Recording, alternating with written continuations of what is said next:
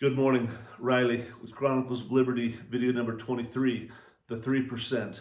As we look at the Revolutionary War and we look at the behavior, the ideas, the attitudes, behaviors of the colonists, there are some very interesting realities and statistics that we need to understand.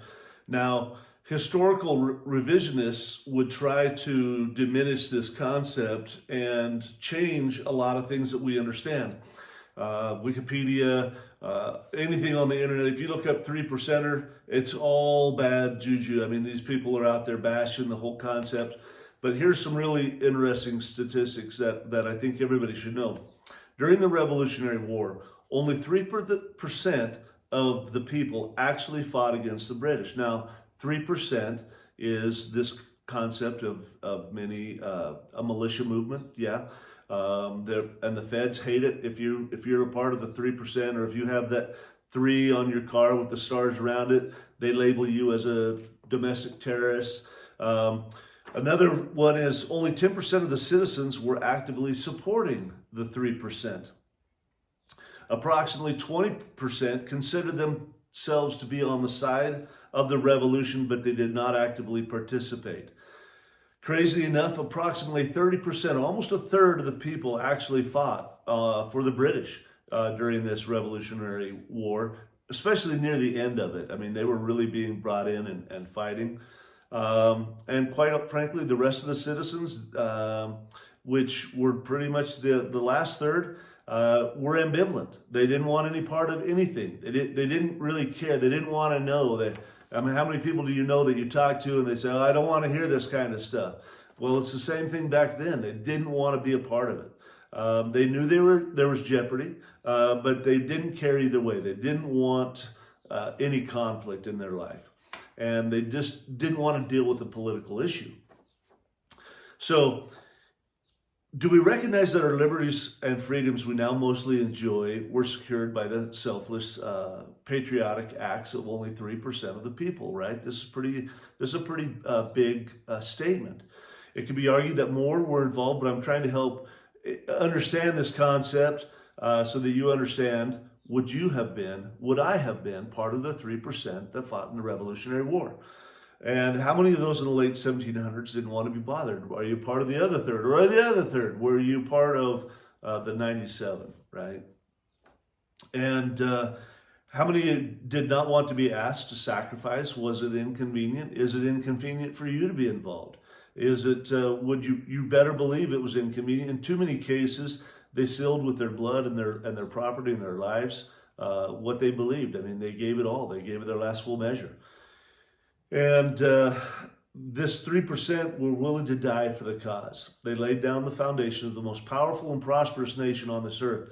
And this 3% embodied the virtues of hope, faith, family, and freedom, right? This is what they fought for. They wanted nothing more but to leave a legacy for their families and the people. And I guess the question is now, does this nation still contain a 3% who possess the same traits? Is there a 3% among us who can save this nation from the chaos that's going on? There are many who don't think we're at our 1776 moment. Many who are complacent. Many who are comfortable in their lives and they don't want to be bothered by any of this. The reality is it's going to take a 3% to stand up and change the world again, to bring us back and to give our children and our grandchildren a future. And if you look up the 3% on the internet, you'll get a lot of negative and a lot of false history, a lot of woke BS, and it's coming from all these fact checkers. And here's what it says. The 3%ers are an American and Canadian far-right anti-government militia. The group advocates gun ownership rights and resistance to the U.S. federal government. The group's name derives from the erroneous claim that the active forces in the field against the king's tyranny. Okay, so we all know the alphabet agencies. These groups are on the watch list, right? So all the distractions still don't minimize the reality that of what truly happened, historically speaking, during the Revolutionary War. We need to recognize that these 3% of the people fought for their rights and the rights of everyone else. Are we going to be part of the 3% now? that we will, and stand up and fight for our freedoms, or are we going to let somebody else do that for us? Where are the 3%? Are we worthy of God's blessings? If we're not willing to help ourselves or even be educated in our voting for those who would defend our constitutional rights, consider this number. If 3% stand up right now with the population of the United States the way it is, 3% is approximately 10 million people. 10 million people. Now, Joe Biden just allowed probably 3 to 6% of this population across that southern border without restriction. The numbers estimate anywhere from 11 million to 20 million, right? And so you think about that. Most of them are military-age men. They came across this border.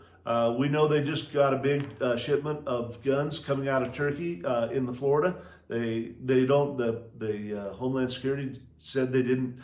They knew they got one container, but they don't know how many got through. Full of fully automatic weapons. Who are they coming to? The people that came across that border. For what purpose? To declare war here in the United States. So where are the 3%, and what are we going to do about it? And as we think about what Joe Biden has done in this treasonous behavior, we need to recognize that there has to be a 3% someday, sometime, rise up and save this nation. And I'll close with this comment addressed from George Washington.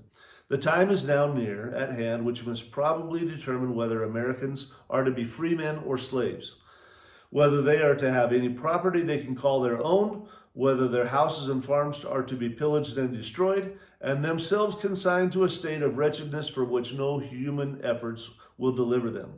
The fate of unborn millions will now depend, under God, on the courage and conduct of this army.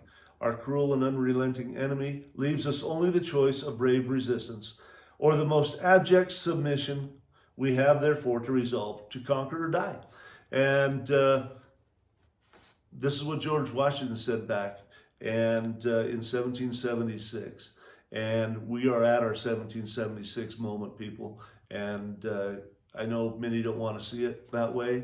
The reality is, just from the southern border issues alone, we are at that 76 moment. So wake up. Decide now if you're going to be a part of the 3%. For me, Juice Milk